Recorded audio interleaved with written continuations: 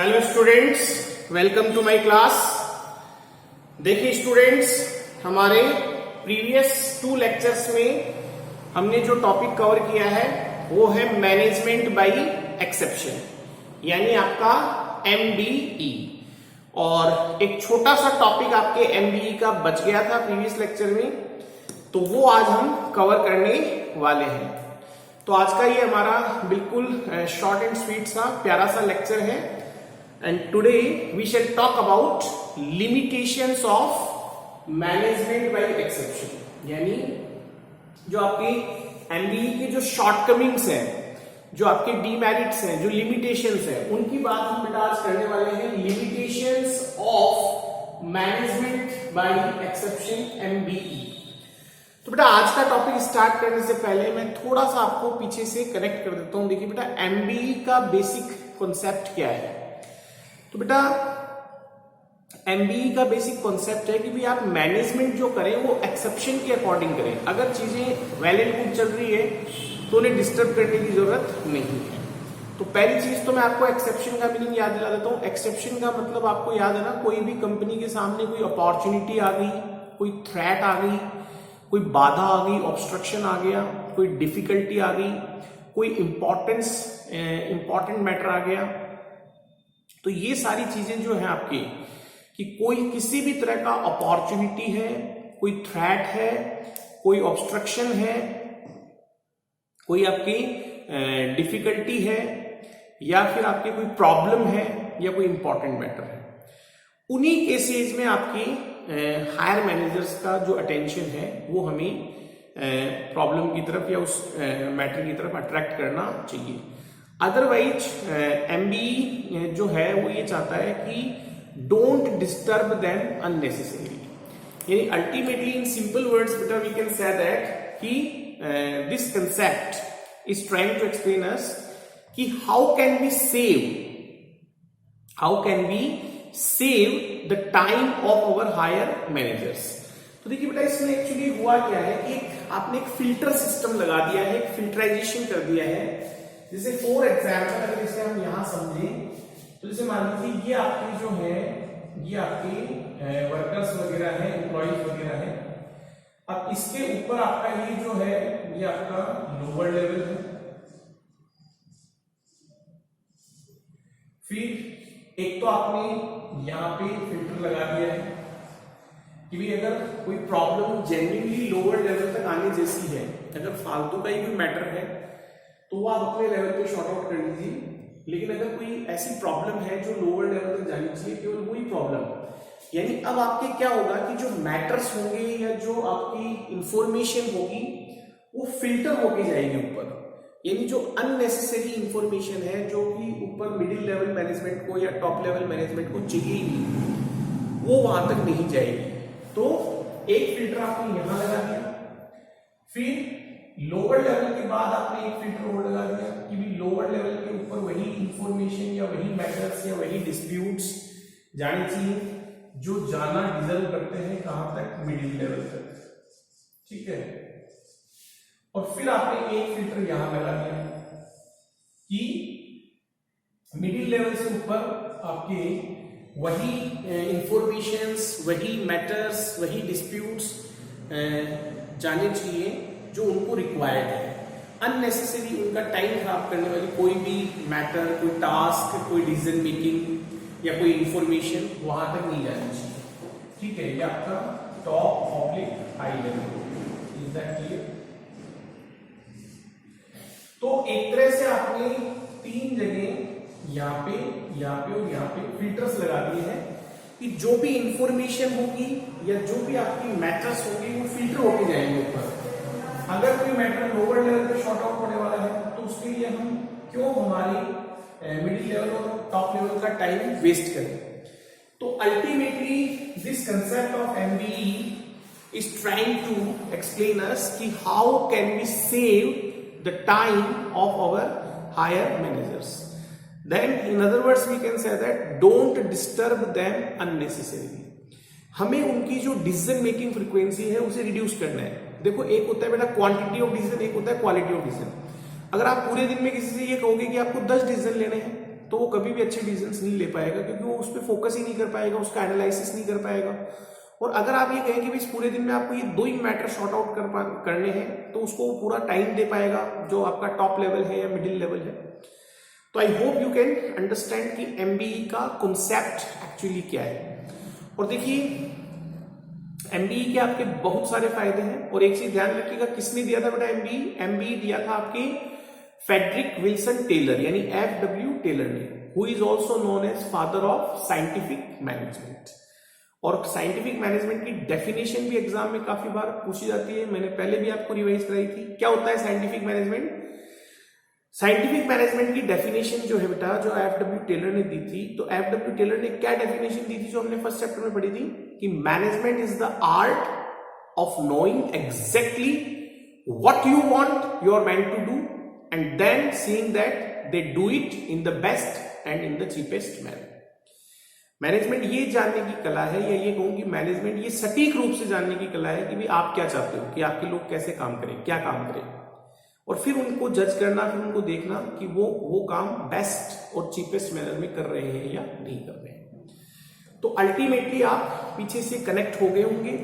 और last video में हमने जो है आपकी वो एमबीई का इंपॉर्टेंस पढ़ा था कि भी ये जो है आपके हायर मैनेजर्स का टाइम सेव करती है, एनर्जी सेव करती है, एफर्ट सेव करती है, ये हमारे मैनेजेरियल क्राइटेरिया को बढ़ा देती है, ये टॉप लेवल की डिसीजन मेकिंग फ्रीक्वेंसी को रिड्यूस कर देती है, डिसीजन मेकिंग में आपकी it will bring quality in the decision making, जो कि आपकी टॉप लेवल और मिडिल लेवल पे लिए जाएंगे। तो आई होप आपके ये सारा टॉपिक पीछे का एक बार रिकॉल हो गया होगा। आज बेटा जो टॉपिक हमें डिस्कस करना है वो बहुत छोटा सा टॉपिक है, कोई बड़ा टॉपिक आपके नहीं है। तो आज हम बात करने वाले हैं बेटा लिमिटेशंस की। देखो बेटा लिमिटेशंस क्या होती है? लिमिटेशंस होती है कमियां, शॉर्टकमिंग्स। आज आपको पता है सभी की कमियां होती है, आप में भी कुछ कमी है, मेरे में भी कुछ कमी है। नो वन कैन परफेक्ट वाला कॉन्सेप्ट है।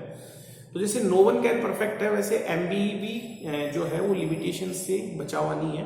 एमबीई की भी कुछ लिमिटेशंस हैं, तो उन पे हम आज बात करने वाले हैं। तो लिमिटेशंस बोल दीजिए, चाहे आप इन्हें शॉर्टकमिंग्स बोल दीजिए, एक ही बात है, ठीक है। तो limitations of management by exception MBE, which was given by Mr. FW Taylor, who is also known as father of scientific management. तो इसका हमने इंट्रोडक्शन पढ़ लिया था, मीनिंग डेफिनेशन पढ़ लिया था फर्स्ट लेक्चर में। लास्ट लेक्चर में we have already discussed importance of आपके MBE, and today we shall talk about limitations of MBE यानी शॉर्टकमिंग्स ऑफ एमबीई। तो आइए स्टार्ट करते हैं। बिल्कुल आपके साथ ही पॉइंट है, ज्यादा टाइम लगने वाला चीज नहीं है। और ये समझ गए होंगे कि ये MBE is a filtering system, कि भी जो भी इंफॉर्मेशन है, जो भी मैटर्स हैं, वो फिल्टर होकर ऊपर जाएगा।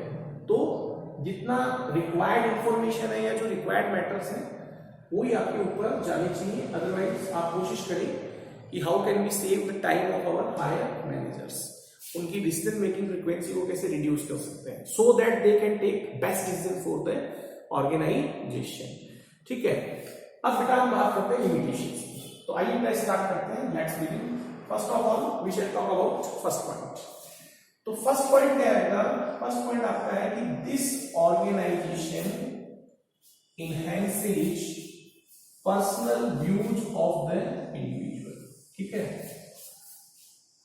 और आप चाहें तो इसका 5 सेकेंड्स का शॉट ले लीजिए, क्योंकि आपको ये नोट्स में यहीं से नोट करना है जो मैंने नोट किया है, क्योंकि बुक में आपके कुछ चीजें गलत लिखी हुई है। जैसे इस पॉइंट में आपकी बुक में सिंक्रोनाइजेशन लिखा हुआ है और यहाँ पे डेटा होगा, तो आप एक 5 मिनट का इसका शॉट ले लीजिए। ये सारे पॉइंट्स आपको वीडियो से ही नोट करने हैं।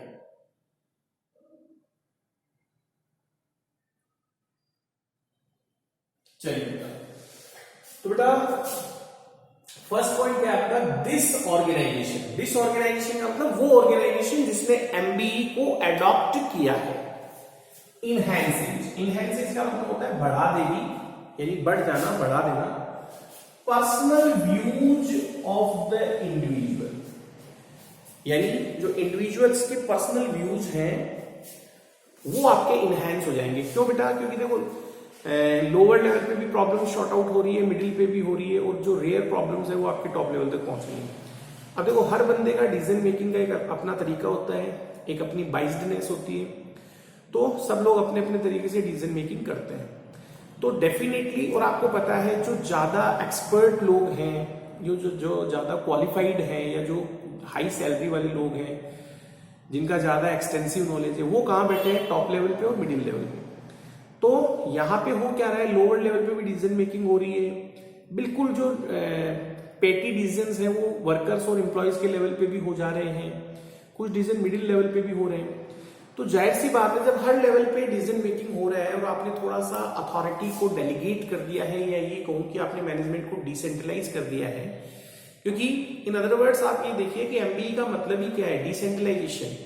कि भाई आप टॉप लेवल क्या कह रहा है? टॉप लेवल मिडिल लेवल को ये कह रहा है कि भाई आप वही प्रॉब्लम्स हमारे पास लेके आइए जो हमारे पास लाने के लायक है, यानी जो प्रॉब्लम, जो टास्क, जो मैटर डिजर्व करता है टॉप लेवल तक जाना, वही इंफॉर्मेशन हमें दीजिए जो हमारे रेलिवेंट है, हमारे काम की है। Don't waste our time unnecessarily. Middle level यही बात लोअर लेवल को बोल रहे हैं, लोअर लेवल यही बात वर्कर्स और एम्प्लॉयज को बोल रहे हैं। तो एक तरह से फिल्टरिंग का सिस्टम है। तो अल्टीमेटली डिसेंट्रलाइजेशन तो हो गई, तो डिसेंट्रलाइजेशन होगा तो डिफरेंट लेवल्स पे डिसीजन मेकिंग होगी, डिफरेंट पर्संस के द्वारा डिसीजन मेकिंग होगी। तो ये क्या इन्हेंस करेगा? दिस ऑर्गेनाइजेशन, वो ऑर्गेनाइजेशन जो एमबीई अडॉप्ट करेगी उसमें क्या बढ़ जाएगी? पर्सनल व्यूज आने की। क्योंकि देखो जितनी खोपड़ियां उतने दिमाग, उतने अलग अलग तरह के डिसीजन। तो थोड़ा सा कोऑर्डिनेशन का प्रॉब्लम आ सकता है, ये चीज आप ध्यान रखिए। लैक ऑफ कोऑर्डिनेशन हो सकता है, आपके डुप्लीकेशन ऑफ वर्क भी हो सकता है, कोऑर्डिनेशन आपकी नीचे जाएगा। तो ये सारी चीजें आप ध्यान रखें।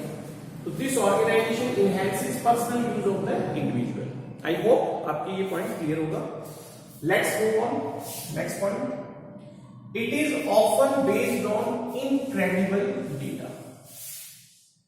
देखो बेटा, आपको पता है कोई भी डिसीजन मेकिंग जो होती है वो डेटा पे बेस्ड होती है, यानी जो हमारे आंकड़े होते हैं, जो समंक होते हैं, डेटा जो होता है उस पर बेस्ड होती है।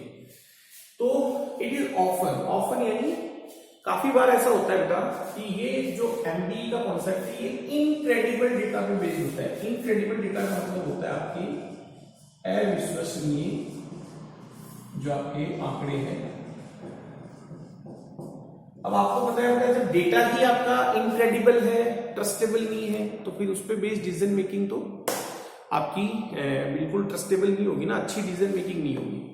तो it is often based on incredible data. तो ये कई बार जो एमबीई होता है ये हवा में चलता रहता है, इनक्रेडिबल डेटा पे बेस्ड होता है। ठीक है, अब आपका नेक्स्ट पॉइंट है, इट रिक्वायर्स एक्सटेंसिव ऑब्जर्वेशन। तो देखो बेटा, आपने राइट्स तो दे दी, डेलीगेट कर दिया अथॉरिटी को, डिसेंट्रलाइज कर दिया कि भाई जहां जिस लेवल की प्रॉब्लम है वही निपट लो यार, हमें क्यों बार बार परेशान कर रहे हो। तो डिसीजन मेकिंग भी वही हो रही है जिस लेवल पे जो डिसीजन मेकिंग होनी चाहिए। तो ये चीज करने के साथ अब आपको पता है इसके अपने कॉन्सिक्वेंस आएंगे, क्योंकि कुछ डिसीजन मेकिंग गलत भी होगी। तो इसलिए आपको एक्सटेंसिव ऑब्जर्वेशन करना पड़ेगा, यानी हिंदी में मैं अगर इसे कहूं तो आपको एक व्यापक अवलोकन, यानी in other words we can say that we should set up a system of extensive. देखो एक्सटेंसिव का मतलब होता है व्यापक, वास्ट, और ऑब्जर्वेशन का मतलब होता है ऑब्जर्व करना। जैसे जब आप एग्जाम दे रहे होते हैं तो टीचर्स जो इन्विजिलेटर होता है वो आपको ऑब्जर्व करता है कि भाई आप प्रॉपर्ली पेपर लिख रहे हो या नहीं लिख रहे हो, कोई चीटिंग वीटिंग तो नहीं कर रहे हो। तो एक्सटेंसिव ऑब्जर्वेशन रिक्वायर्स होता है, और आपको पता है जितना ज्यादा ऑब्जर्वेशन करवाओगे कॉस्ट बढ़ेगी, एंड रिपोर्टिंग। तो दोनों चीजें इसमें चाहिए। इट रिक्वायर्स एक्सटेंसिव, एक्सटेंसिव का मतलब व्यापक, काफी वास्ट आपको चाहिएगा ऑब्जर्वेशन, यानी नजर रखनी पड़ेगी, व्यापक अवलोकन, इंस्पेक्शन और रिपोर्टिंग। रिपोर्टिंग भी बहुत ज्यादा होती है, क्योंकि मैंने आपको बताया था इस सिस्टम में पेपर वर्क बहुत ज्यादा होता है, और हर चीज की आपको रिपोर्टिंग करनी पड़ती है, हर चीज आपको रिटर्न में करनी पड़ती है, ताकि फ्यूचर में हम उसका रेफरेंस यूज कर सकें। requires extensive observation and reporting which is not possible। अब आपको पता है कि बहुत ज्यादा अवलोकन करना, इंस्पेक्शन करना, रिपोर्टिंग करना, हर छोटी छोटी बात रिपोर्ट करना, उसको रिटर्न में फाइल करना, practically it is not possible. तो ये भी एक प्रॉब्लम आती है कि भाई this system requires extensive observation होना चाहिए ताकि गलत डिसीजन ना हो, या पता चले कि कोई डिसीजन या कोई मैटर जाना तो चाहिए था मिडिल लेवल पे, पर लोअर लेवल ने अपने लेवल पे शॉर्ट आउट कर लिया और वो डिसीजन सही हुआ नहीं। तो it requires extensive observation and reporting which is practically not possible, which is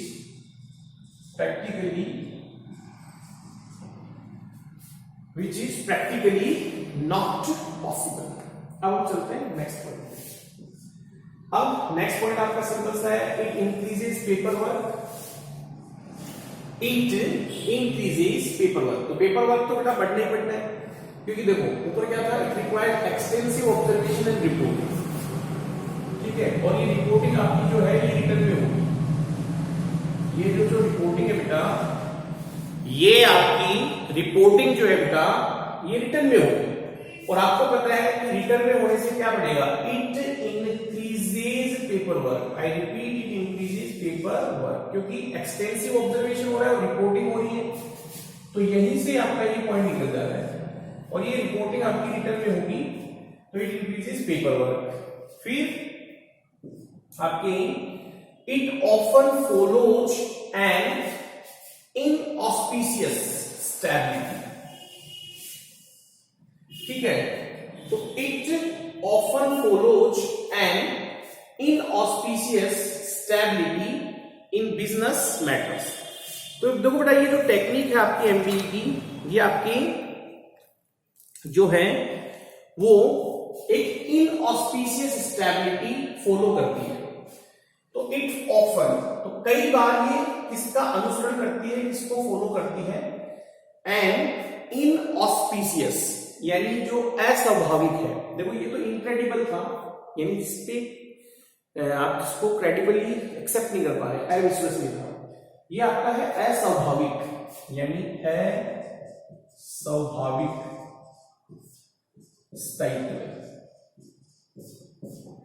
तो कई बार हमें लगता है कि यार सब कुछ वेल एंड गुड चल रहा है, कोई दिक्कत नहीं है, तो it often follows an inauspicious stability, ये कई बार अस्वाभाविक स्थायित्व को फॉलो करने लग जाती है इन बिजनेस मैटर्स, कि भी सब कुछ वेल एंड गुड है, कोई दिक्कत नहीं है। और आपके while such stability is not noticed, जबकि ऐसी स्टेबिलिटी बिजनेस में एग्जिस्ट नहीं कर रही होती है।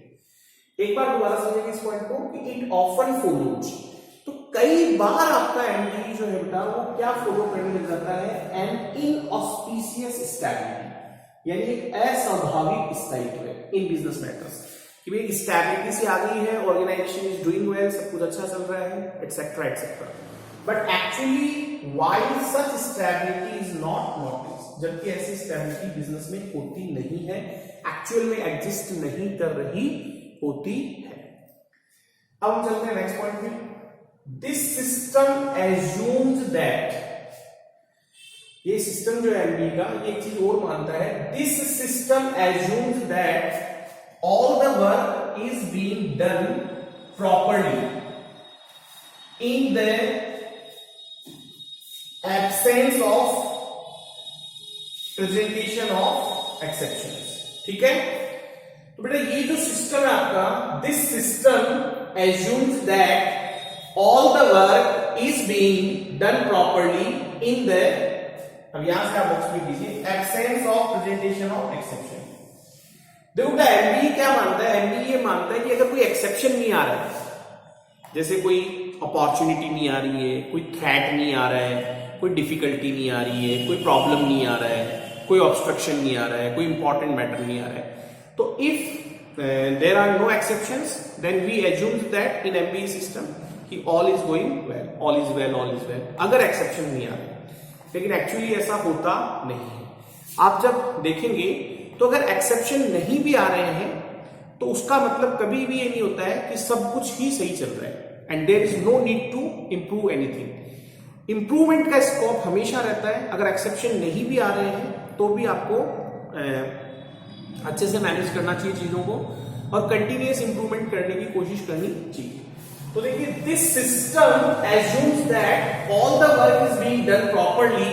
ये अपने आप से ही मान लेता है कि अगर एक्सेप्शंस नहीं आ रहे, in the absence of presentation of exceptions, तो ये अपने आप से ये मान लेता है कि अगर आपकी एक्सेप्शंस जो हैं वो प्रेजेंट नहीं हो रहे हैं, उनका एब्सेंस चल रहा है, absence of presentation of exceptions जो है, तो अगर एक्सेप्शंस नहीं आ रहे हैं तो all is going well, there is no need to worry, there is no need to observation, और हमें कुछ करने की जरूरत नहीं। लेकिन एक्चुअली ऐसा होता नहीं है, इसीलिए आगे लिखा हुआ है this gives false security to management.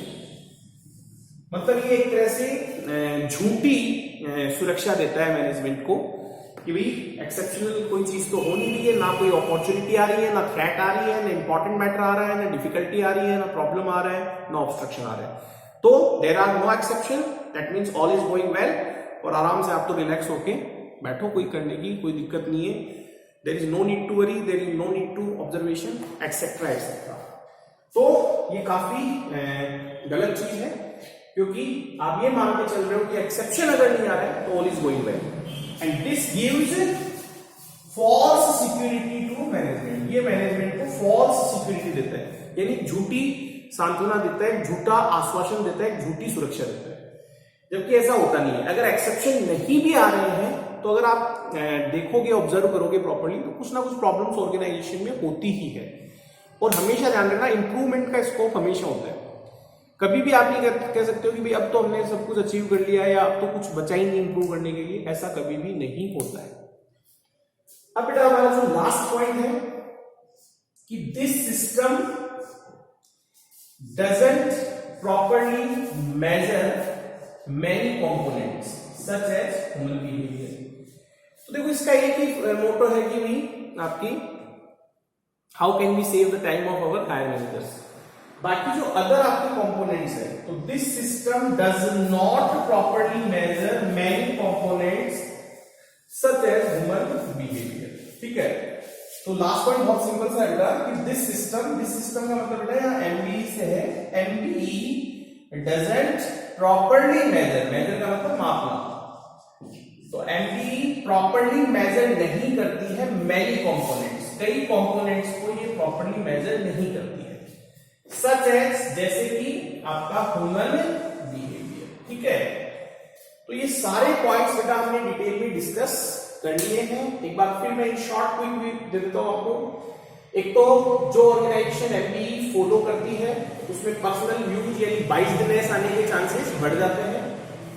फिर often based on incredible data, कई बार ये इनक्रेडिबल डेटा यानी अविश्वसनीय डेटा पे बेस्ड होती है। यहां आपकी बुक में सिंक्रोनाइजेशन लिखा हुआ है, वो गलत है, डेटा वर्ड सही है। फिर एक्सटेंसिव ऑब्जर्वेशन, बहुत व्यापक आपको ऑब्जर्वेशन रखना पड़ेगा, इंस्पेक्शन रखना पड़ेगा और रिपोर्टिंग करनी पड़ेगी, which is practically not possible.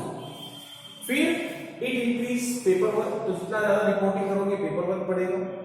It often follows an inauspicious stability, तो एक अस्वाभाविक स्थायित्व बिजनेस मैटर्स में मान के चलती है, जबकि ऐसी स्टेबिलिटी एक्चुअल में होती नहीं है बिजनेस में, while such stability is not noticed.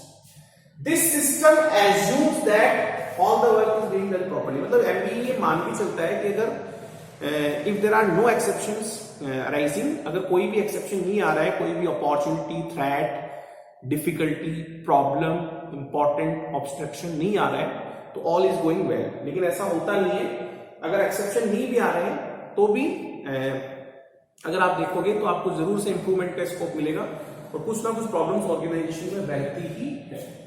इसलिए कहा गया है कि this gives false security to management. भाई हम इस सिस्टम में क्या मानते हैं कि एक्सेप्शन आ रहा है तो फोकस करो, इफ एक्सेप्शन इज कमिंग या if exceptional situation has come then we have to focus very carefully, और अगर एक्सेप्शन अराइज नहीं हो रहा है तो रिलैक्स हो जाओ। लेकिन ये पॉइंट ये कह रहा है कि ये गलत है। डेफिनेटली देखो, एक्सेप्शन जब आता है तो हमें ज्यादा अवेयर होने की जरूरत है, लेकिन इसका मतलब ये नहीं है कि जब एक्सेप्शन नहीं आता है तो हम रिलैक्स हो जाएं। थोड़ा सा हमें एक्टिव मोड में रहना चाहिए, ठीक है। यानी एक्चुअली ये सिस्टम जो है आपके, ये क्या कहता है कि जब एक्सेप्शन आए तो आप बिल्कुल क्या हो जाओ, एक्टिव हो जाओ। इफ एक्सेप्शन अराइजेज, तो आप एक्टिव मोड में रहो, और अगर आपके एक्सेप्शन नहीं आ रहा है तो आप पैसिव मोड में चले जाओ। ये कहता है आपके एमबी। लेकिन this point is trying to explain us कि भी एक्सेप्शन आए तो एक्टिव होना अच्छी बात है, लेकिन नॉर्मल में भी आप पैसिव मोड में मत जाइए, टेंटेटिव रहिए, अवेयर रहिए, थोड़ी जागते रहिए, बिल्कुल रिलैक्स होने की जरूरत नहीं है। आपको पता है जब हम बहुत ज्यादा रिलैक्स हो जाते हैं तो फिर हमारा नुकसान भी हो जाता है। और लास्ट पॉइंट है आपके कि MBE system doesn't properly measure नहीं करता है काफी सारे कंपोनेंट्स को, सच है जैसे आपके ह्यूमन बिहेवियर हो गया, एटसेट्रा एटसेट्रा। तो आई होप बेटा आपने आज का जो ये टॉपिक है, बहुत छोटा सा टॉपिक आज मैंने आपको करवाया है ताकि आप इंटरेस्टिंगली पढ़ें इसको। एक एक लेक्चर में ज्यादा मैटर मैं कवर नहीं कर रहा हूं, बहुत आराम से हम चल रहे हैं। और ये हमारा एमबीई का थर्ड एंड लास्ट वीडियो था। आज आपका जो मैनेजमेंट बाय एक्सेप्शन है एमबीई है, which was given by mister F W. Taylor, father of scientific management, आप जानते ही हैं। तो ध्यान रखिएगा, ये क्वेश्चन बहुत बार पूछा जाता है कि who is the propounder of MBE. तो MBE was given by mister Frederick Wilson Taylor, F W. Taylor, who is also known as father of scientific management. तो मैंने मेरे पूरे एफर्ट डाल के ये वीडियो बनाया है और आई होप आप इसे पसंद करेंगे। पूरा वीडियो एंड तक देखिएगा बेटा, इसको लाइक, शेयर और सब्सक्राइब कीजिएगा और अपने कमेंट्स जरूर बताइएगा। और एक बेटा जो होमवर्क है वो आपका 1 अगस्त से ऑफिशियली चेक होने वाला है स्कूल में, सो बी वेरी केयरफुल। आपके पेरेंट्स के साथ आपको 5-5, 7-7 बच्चों को डेली बुलाया जाएगा और पूरा आपका रिपोर्टिंग तैयार हो चुका है। तो जो बच्चे होमवर्क नहीं कर रहे हैं, मैं उन्हें एक बार फिर वार्न कर रहा हूँ कि यू विल हैव टू पे for this kind of activities. और बेटा आपको पता है ऑनलाइन क्लासेज ही चलने के चांसेस हैं, स्कूल खुलने के चांसेस अभी इतने नहीं हैं। तो आई होप कि आप घर पे पढ़ रहे हैं और हमारे लेक्चर्स को सीरियसली देख रहे हैं। If you are not taking these video classes, video lectures seriously, then you will have to pay for that in future. Board exams कभी भी कैंसिल नहीं हो गया। आप देखा होगा इस साल भी बोर्ड एग्जाम्स हुए हैं। कभी भी ये मान के मत बैठना कि 11th के जैसे 12th में भी हमें तो प्रमोट हो जाएंगे, फर्स्ट ईयर में चले जाएंगे। It will never happen. Rajasthan board जो है वो कभी भी ऐसा नहीं करेगा। बोर्ड एग्जाम्स अपने तय समय पे अगले साल मार्च में होने हैं। आप अपनी प्रिपरेशन को धीरे धीरे आगे बढ़ाइए, अदरवाइज आपको बहुत दिक्कत आने वाली है। If you have any doubt, any query, then you can contact me at my personal WhatsApp number. ठीक है? तो finally I would like to say, I hope you enjoyed today's video and lecture. Thank you so much. Have a nice day. Stay safe. Thank you. Bye bye.